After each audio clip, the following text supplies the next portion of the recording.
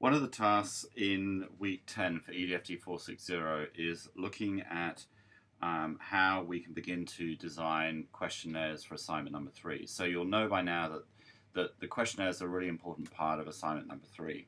And this is all part of identifying an existing culture of creativity and imagination, if there is one, and there should be, and finding out where students and teachers sort of see themselves in terms of the creativity and imagination continuum. So we're looking to see what they know already, what their perspectives are of their own creativity and imagination, and from there we can actually start to embed our framework into the school.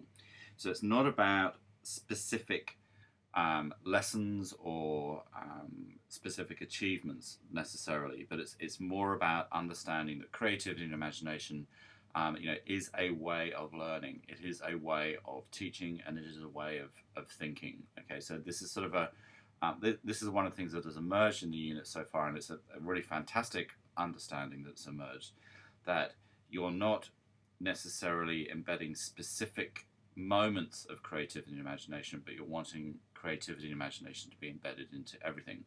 So the questionnaires are really important for understanding where the school is at the present time.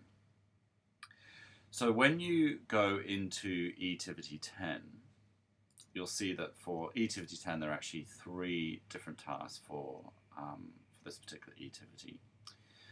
And first one, I'm just going to go through it, won't be a second.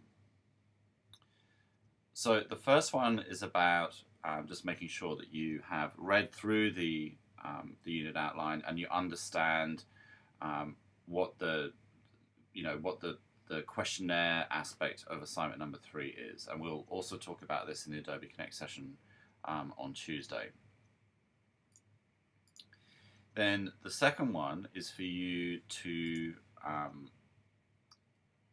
start thinking about what kind of research is required when you're developing questionnaires. So in this kind of scenario, are we doing quantitative, qualitative, or mixed method data collection? And there's a reading in the week 10 module that will help you with that.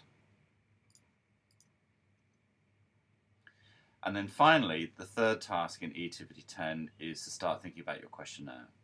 And then you will submit that onto Leo for a peer review process in week 11. And there are 2 reasons for that. First of all, I want you to start thinking about the questionnaires before the very last moment, because they do take time to develop.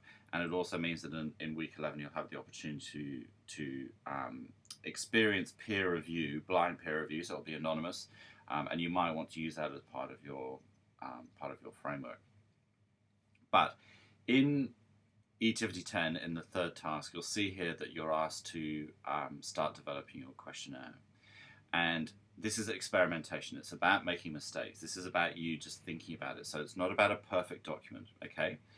I would suggest that you keep it to 1 page at the most. Go into assignment number 3 and select one of the questionnaires out of the various ones that you actually do need to develop for the assignment, and use that as your focus for this particular task.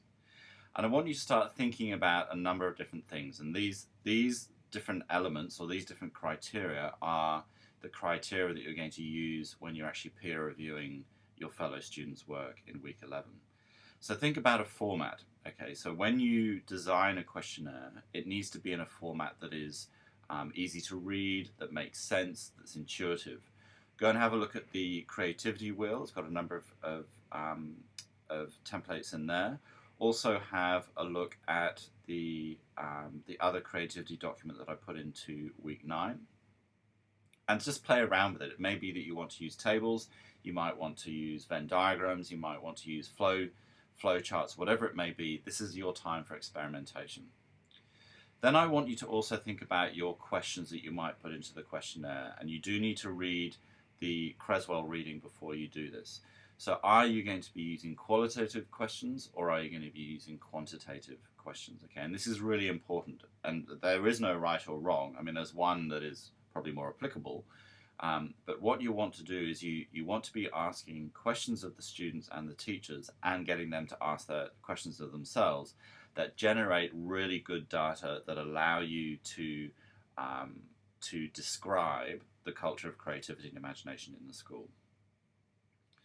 Then I'd also like you to design a method of collecting the responses, and by this I mean, how do you allow people to actually notate what their answer is? So do you want them to include text?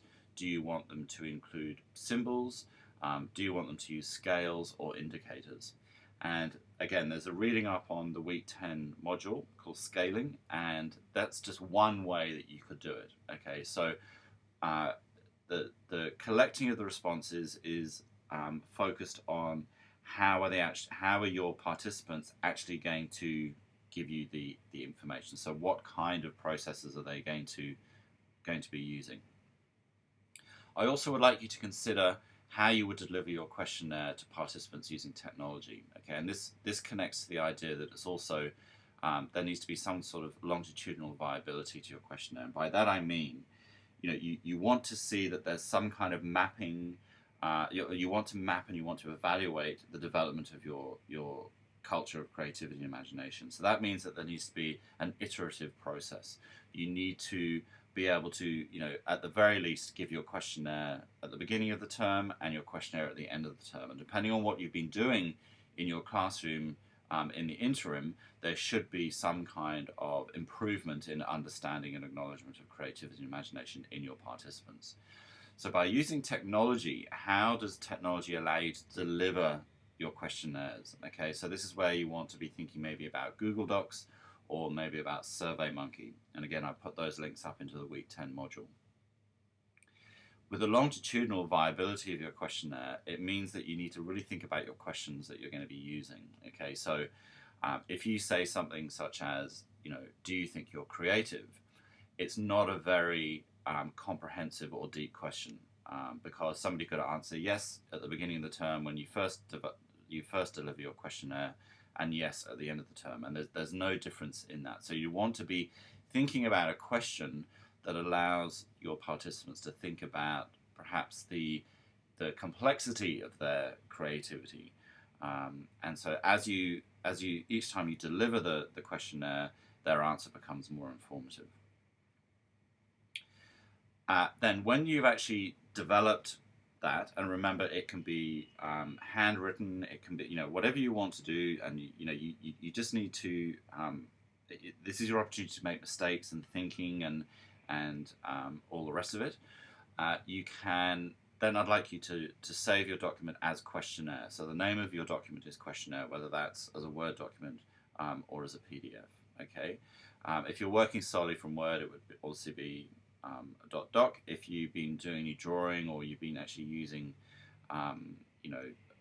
you've been drawing your questionnaire, you might want to save it as a PDF. But call it questionnaire so that there's no identifying information on it, because when you come to the submission process, we need to make sure that nobody can identify who you are. We will be talking about this in the Adobe Connect session in week 10 a little bit more, but hopefully that will give you some indication of the thinking that I would like you to go through.